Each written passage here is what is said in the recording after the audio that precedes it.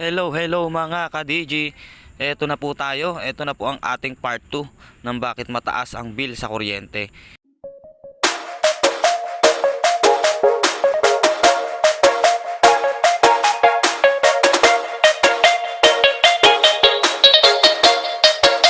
Kung mapapanood nyo po yung part 1 yung part 1 po nag-check up tayo.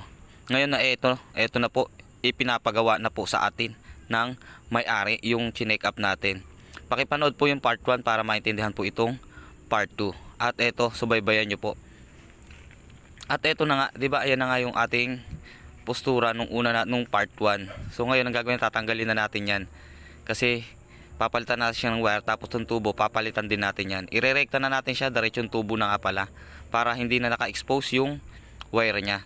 So ayan, ile-layout natin siya ng PVC 3/4 diyan.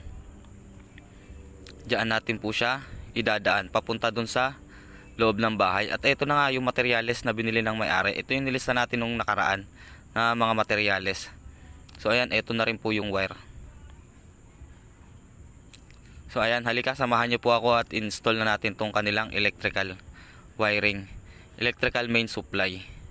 Dahil yung wire nga po nila marupok na at sunog na. So ito, pinapalitan na natin siya ng wire. At dyan nga natin idadaan yung wire. At ayan, nakahanga lang pala ako dyan dahil wala tayong hagdan. Medyo mataas-taas yan, kaya doble ingat lang. At so ayan, inilulusot ko nga muna pala yung wire bago ko ipasok sa loob ng PVC na 3/4, para wala nang sagabal pag isinuksok natin yung tubo dun sa may pagitan na yun. So ayan, medyo hirap nga lang ang posisyon natin dyan dahil wala tayong hagdan. So ayan, nai-wiring na nga natin siya. Hindi ko na siya na-videohan dahil naipasok na natin yung wire dito sa loob ng bahay. At ayan, tineterminate na ni Boss Michael dun sa pinaka main panel niya. Diyan nga pala dumaan yung tubo niyan. Ayan, galing diyan papunta ron. Diyan tumagos. Tapos ayan, ayan yung pinaka layout natin. Dinaan natin diyan sa may gilid. Kasi yung dating layout niya nakaladlad lang yung wire, tapos nakadikit dun sa may, nakapatong lang dun sa ibabaw ng yero, sa ibabaw ng bubong. So ngayon nilagyan natin siya ng PVC at nilayoutan natin siya ng maayos. So ayan na, naka-layout na siya, naka-PVC na siya, hindi na nakalantad yung pinaka-wire niya. At ayan na nga, yung sinasabi ko sa inyo kanina, natatanggalin natin yung box at PVC media. Pinalitan na po natin siya ng 3/4.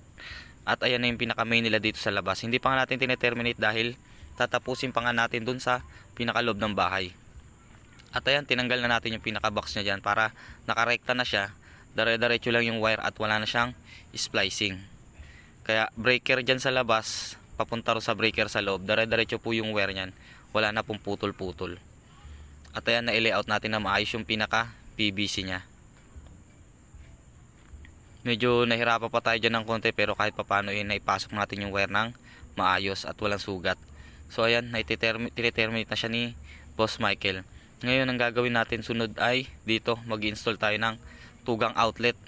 I-amco box nga pala natin dyan, kaya nga pala may nakalista tayong amco box nung nakaraan, dahil maglalagay nga tayong tugang outlet. Bali dalawa yan, dalawang outlet. At ito, tatanggalin kasi natin yung lumang outlet nila, papalitan na natin siya ng bagong outlet. At universal lang ipapalit natin sa kanya, at yung heavy duty. So ayan, i-install natin. Tapusin lang muna natin na i-terminate ni Boss Michael. At dito nga pala sa bahay na to yung nabanggit ko nga pala naka-solar ang may-ari dito. Kaya kahit naka-shutdown may ilaw tayo. Ito nga pala yung panel ng solar nila para sa mga ilaw. So ayan, ang galing, 'di ba? Naka-solar na sila. Yun nga pinagtataka na may-ari, naka-solar sila na ilaw, pero bakit ang taas pa rin ang bill ng kuryente nila? So ayan, yun ang nakita nating problema. So ngayon ito, magpapahinga tayo ng konti at kakain na tayo. Salamat nga pala sa ating customer at pinaghandaan tayo ng makakain dahil inabot na tayo ng tanghalian dito. Ngayon ayan pinakain muna tayo ng may-ari. Kaya salamat po ng marami sa tiwala, sa pagpapagawa at sa pagpapakain po sa amin. Bihira lang po yan. Maraming salamat po. Tara, kain muna tayo. At so ayun na nga, nakapagpahinga na kami, tapos na kaming kumain. At ito, hindi na nga natin na-videohan ng full. Ito, nakapag-install na kagad tayo ng tugang outlet na naka-amco box at naka-molding. So ayan, na-install na natin yung tugang outlet na naka-molding. Tinanggal nga pala natin yung dating outlet dyan. Ngayon dito naman isang outlet pa. Ayan, pinipix na siya ni Boss Michael. Ayan, konting fix na lang yan. Nakarekta nga pala yan dun sa pinaka main breaker. Ayan yan yung layout ng molding natin. Ayan, nakapasok siya dyan. Ngayon tatakpan na lang natin yan. I-terminate natin siya doon sa isang breaker. Sasama natin siya sa ibang outlet. Sasama yan doon sa ibang outlet. At dahil nga puti ang molding natin dyan at Amco box, bahala na si owner kung pipinturahan niya pa ulit ng itim yung ating nilagay na molding. At ito na nga yung mga binaklas natin na wire. So ayan. Okay. Ayan na, pinipix na ni Boss Michael. At ito, ipakita ko ulit sa inyo yung ating naging layout dito sa labas.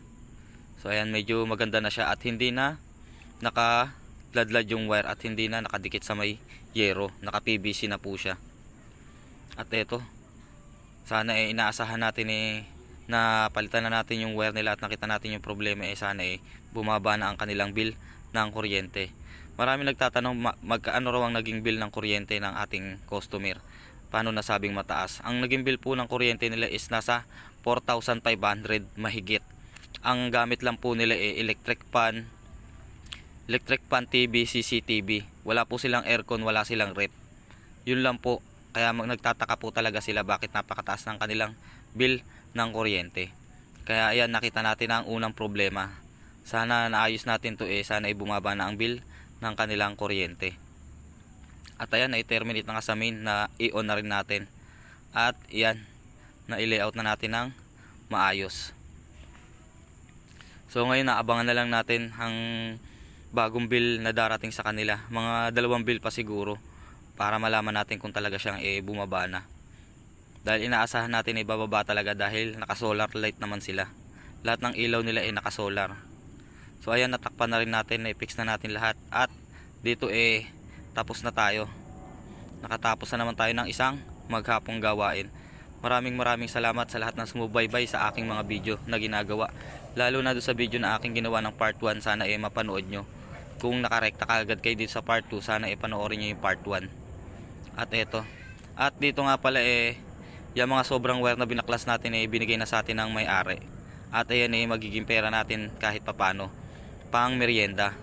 Nga pala, gusto magpasalamat sa nagrekomenda sa atin dito sa ating customer, kay Jessica Zamora. Maraming salamat po sa pag-recommend. Yun lang po. Bye bye.